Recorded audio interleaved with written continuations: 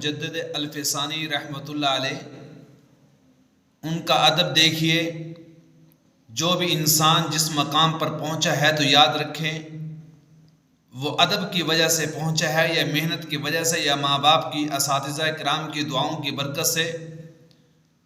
تو حضرت مجدد الفسانی رحمۃ اللہ علیہ ایک مرتبہ بیت الخلاء میں تشریف لے گئے قضاء حاجت کے لیے، تو وہاں پر دیکھا ہاتھ یا پاؤں کے ناخن پر جو ہے سیاہی لگی ہوئی ہے۔ اللہ اکبر کبیرہ، اس سیاہی کو دیکھ کر فوراً جو ہے بیت الخلاء سے نکلے اور فرمایا اس لیے کہ اس سیاہی کا علم کے ساتھ کچھ نہ کچھ تعلق ہے، اس لیے مجھے یہ گوارا نہ ہوا کہ میں اس کے ہوتے ہوئے بیت الخلاء کے اندر اللہ کے علم کی جو سبب ہے سیاہی، اس کو لے کر جو ہے میں بیت الخلاء کے اندر رہوں۔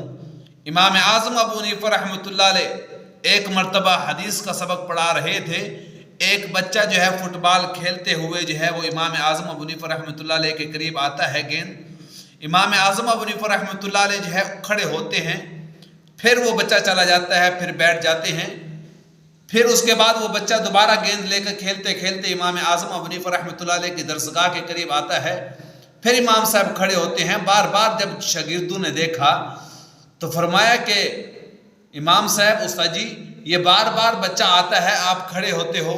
فرمایا کہ تمہیں معلوم نہیں کہ یہ میرے استاد کا بیٹا ہے، میں اپنے استاد کے بیٹے کے ادب کے اندر جو ہے میں کھڑا ہوتا ہوں۔ تو مسلمانوں، ادب جو ہے انسان کو مقام پر پہنچاتا ہے، اعلیٰ درجے پر پہنچاتا ہے۔ یہی ادب تھا تو امام ابو حنیفہ رحمۃ اللہ علیہ کو اللہ نے امام اعظم بنایا، یہی ادب تھا تو مجدد الفسانی رحمۃ اللہ علیہ کو اللہ نے اتنا بڑا مقام عطا کیا۔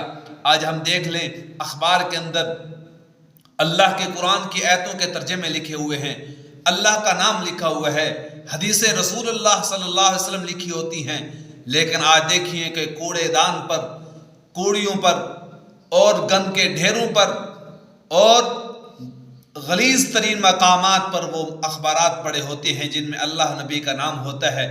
تو یاد رکھیں، ہماری پستی کے جتنے بھی اسباب ہیں، ان اسباب میں سے ایک سبب میرے ذہن کے مطابق یہ بھی ہوگا کہ جو ہم نے اللہ اور اس کے رسول کے فرمان کو جو ہے ان کی بے ادبی کر رہے ہیں، عملی طور پر بھی، لساناً بھی، عملاً بھی، ہر طریقے سے ہم جو ہے بے ادبی کے اندر مبتلا ہیں۔ مسلمانوں، ادب کو جو ہے اپنی زندگی کے اندر طبیعت ثانی بنائیں۔ اپنے ماں باپ کا ادب، اللہ کا ادب، اللہ کے قرآن کا ادب۔